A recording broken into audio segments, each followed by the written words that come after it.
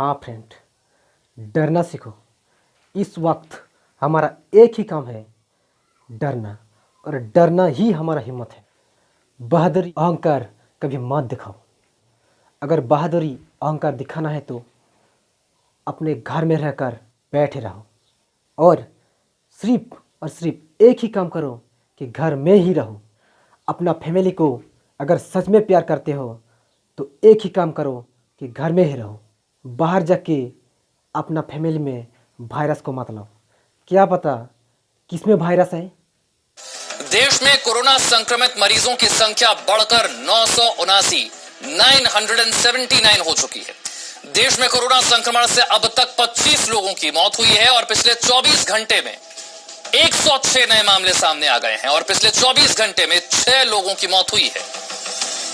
अब आपको 6 तस्वीरों के जरिए कोरोना वायरस से जारी जंग का पूरा अपडेट देते हैं। देश में संपूर्ण लॉकडाउन का आज 5वां दिन है। उसकी चपेट में नहीं आना चाहते हैं तो सिर्फ एक काम आपको करना पड़ेगा, आप अपने घरों के भीतर रहें। कुछ दिनों तक कम खाना खाकर भी काम चलाया जा सकता है। क्या हो गया लोग, किसको लॉकडाउन का मतलब समझ नहीं आ रहा। लॉकडाउन का मतलब होता है घर पर रहो, घर के भीतर रहो, परिवार के साथ रहो, सड़क पे तफरी करने के लिए निकल ना जाओ। बड़े बहादुर बन रहे हो आप लोग बाहर जाके, ये सब धरी की धरी रह जाएगी। ये सब आपकी बहादुरी सब इधर ही रह जाएगी।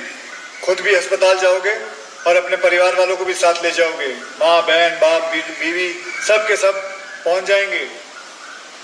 कोई नहीं बचेगा अगर ध्यान नहीं रखोगे। यार अकल का इस्तेमाल करो, हाथ जोड़ के कह रहा हूँ। मैं फिल्मों में स्टंट करता हूँ, गाड़ियाँ उड़ाता हूँ, हेलीकॉप्टर से लटकता हूँ, बहुत कुछ करता हूँ, पर सच में कह रहा हूँ जान सूखी हुई है। मजाक नहीं है। इस टाइम ये बीमारी के सामने सबकी हालत बुरी है, पूरी दुनिया की हालत बुरी है। अपने परिवार के हीरो बन सकते हो तुम लोग, जिंदगी के खिलाड़ी बनो। सिर्फ घर पे रहो, बस घर पे रहो, बस सिर्फ घर पे रहो। जब तक सरकार कह रही है घर पे रहो, इससे आपकी जान बची रहेगी, आपके परिवार की जान बची रहेगी। कोरोना के खिलाफ जंग छिड़ चुकी है, हमें इसे हराना है, इस डिजीज को हराना है। कोई चॉइस नहीं हमारे पास। बाकी अगर कोई लड़ाई होती, कोई जंग होता तो मैं आप लोगों से कहता चलो उठो वीरों, सैनिकों लड़ो। लेकिन ये जंग, इसके लिए मैं आप लोगों को कहूंगा हाथ धो के सिर्फ घर पे बैठे रहो, बस बैठे रहो, चुपचाप अंदर ही रहो। ইতালিতে যে পরিস্থিতি, সেই পরিস্থিতি একটা ফুটবল ম্যাচের কারণে। ঠিক কেন এই ফুটবল ম্যাচ ইতালির এই ভয়াবহ অবস্থার কারণ হয়ে দাঁড়ানো মনে হয়?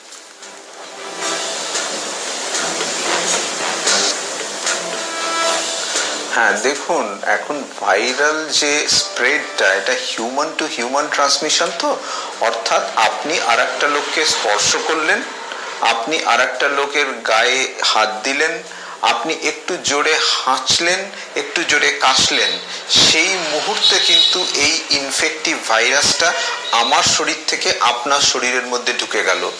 এইটা কিন্তু ঘটতে 1 সেকেন্ডও সময় লাগবে না এবং একটা ফুটবল ম্যাচ ইটালিকে ধ্বংস করে দিয়েছে। আজকে আমরা যখন দেখলাম দিল্লির রাস্তায় লক্ষ লক্ষ দিনমজুর একটা লাইন দিয়ে রয়েছে, একটা প্যানিকের মধ্যে রয়েছে, সেই ইটালির ফুটবল ম্যাচটার দৃশ্যটা আমাদের কাছে একটা দুঃস্বপ্নের মতো ফুটে উঠলো।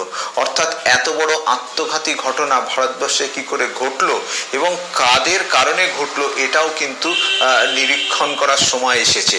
এবং ওই একদিনে কিন্তু যদি আমাদের কপাল ভালো না হয়, ওই একদিনে কিন্তু এটা স্টেজ 2 থেকে স্টেজ 3-তে চলে যেতে পারে।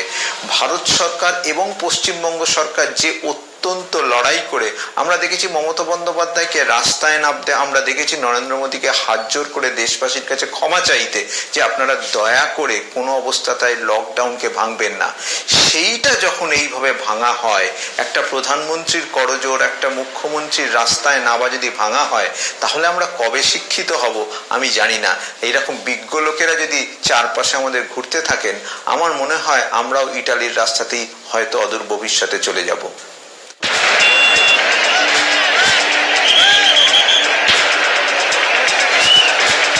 লকডাউনের মাঝে খাস রাজধানীর বুকে ঠিক থেকে ভিড় শনিবার দিল্লি উত্তরপ্রদেশ সীমানায় আনন্দ বিহার বাস টার্মিনালে ভিন রাজ্যের হাজারো শ্রমিক। এতে তো সংক্রমণের আশঙ্কা। অমিত শাহের স্বরাষ্ট্র মন্ত্রক জানিয়ে দেয়, ঘরে ফেরানোর বন্দোবস্ত সরকার করবে না, কারণ তাতে সংক্রমণ ছড়িয়ে পড়তে পারে। যে যেখানে আছেন সেখানেই থাকতে হবে। রাজ্যগুলি শ্রমিকদের আশ্রয় ও খাবারের বন্দোবস্ত করবে। जो भी सुविधाएं उन्हें चाहिए, उनको सेफ रखने के लिए जो भी उनको फैसिलिटीज चाहिए उसका इंतजाम करें, चाहे वो फूड हो चाहे वो शेल्टर हो। কেন লকডাউন জরুরি? একজন লোক ইনফেক্টেড হলো, এই একজন লোক থেকে 3 জন লোক কোভিড ভাইরাসে ইনফেক্টেড হয়। সময় লাগে অ্যাভারেজে 5.6 ডেজ, ধরলাম 6 দিন। এই একজন লোক থেকে আবার 3 জন লোক ইনফেক্টেড হয়, সুতরাং 3 জন লোক থেকে 3 থেকে 9 জন লোক ইনফেক্টেড হয়। সেটার জন্য সময় লাগবে অ্যানাদার 5.6 ডেজ। তার মানে সহজ অঙ্ক হিসাবে 6 আর 6 12 দিন। 12 দিনে আমরা কজন পেলাম? 9 3 12 1 13 জন। এই যে 9 জন হলো, এই 9 জনের প্রত্যেকে আবার 3 জন করে ইনফেক্ট করবে, অর্থাৎ 3 নং 27 জন। কদিনের মধ্যে? 6 দিনের মধ্যে। তার মানে 6 6 12 6 18, এই 18 দিনের মধ্যে আমরা টোটাল 40 জন লোক তৈরি করে দিয়েছি যারা কোভিড পজিটিভ। এবারে এই 27 জন আবার 6 দিন পরে 27 × 3। তার মানে তুমি বুঝতে পারছো যে একটি লোক থেকে কত তাড়াতাড়ি, এবং সময় যত এগোবে তত এই সংখ্যাটা বাড়তে থাকবে। এদের থেকে আর যাতে না এগোয় সেখানে আমাকে পুরো জিনিসটাকে ক্লোজ করতে, এখানে আটকে দিতে হবে। এখানে একটা আমাকে পর্দা টানতে হবে যাতে আর এগোতে দেব না। বড় হাতুড়ি এখানে মারতে হবে, সেটা হচ্ছে টোটাল লকডাউন। কারণ আমার টেস্টিং ফেসিলিটি কম, আমার ট্রিটমেন্টের জন্য যে প্রস্তুতি, সে প্রস্তুতি আমি তৈরি করছি। এখন হাসপাতাল আমি তৈরি করছি, সেট আপ তৈরি করছি। আই নিড টাইম, আমার সময় লাগবে। সেই জন্য এই সময়টা সেই জন্য কিন্তু আমার রোগটাকে স্প্রেড করতে দেওয়া যাবে না। ঠিক সেই জন্য আমার কমপ্লিট লকডাউন দরকার। দুটি ছবির মধ্যে বিস্তর মিল। একটি ইতালির ফুটবল স্টেডিয়ামের, আরেকটি দিল্লির বাস টার্মিনালে। করোনায় সতর্কতা না নিয়ে ফুটবলে মজেছিল ইতালি, এখন সে দেশে মৃত্যু মিছিল। করোনায় লকডাউনে দিল্লির রাজপথে ঠিক থেকে ভিড়। এই ভিড় থেকে এদেশেও করোনা ছড়াবে না তো? এর থেকে তো সংক্রমণ ভয়ানক চেহারা নিতে। ইতালিকে দেখেও কেন শিক্ষা নিল না ভারত? করোনা হওয়ার মাঝে ইতালিতেও এভাবেই ভিড় জড়ো হয়েছিল ফুটবল স্টেডিয়ামে। এই ম্যাচের পরেই ইতালিতে গতি বাড়ায় করোনা। এই ম্যাচের 2 দিন পরেই ইতালিতে প্রথম করোনার স্থানীয় সংক্রমণ। অবস্থা ভয়ঙ্কর হয়ে গেছে। শুধু দিল্লির ঘটনা নয়, পাড়ায় পাড়ায় মোড়ে যেই আড্ডা ঠেক চলছে সেগুলোকেও বন্ধ করা ইমিডিয়েটলি দরকার।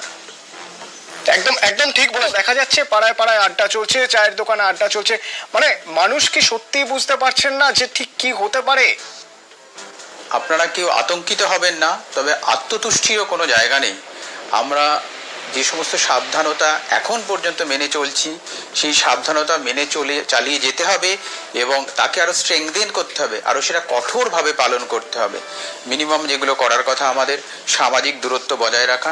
এই বাজারে ভিড় করব না, এক সময় বাজারে অনেকে যাব না, একদিনে অনেকটা বাজার করে রাখবো যাতে আমাদের বাজারে বারংবার যেতে না হয়। তারপরে আমরা বারংবার আমাদের হাত ধোবো, হাত অযথা চোখে, কানে, নাকে বা মুখে আমরা দেব না। একজনের সাথে একজন মানুষের অ্যাটলিস্ট 3 ফুট দূরত্ব বজায় রাখবো।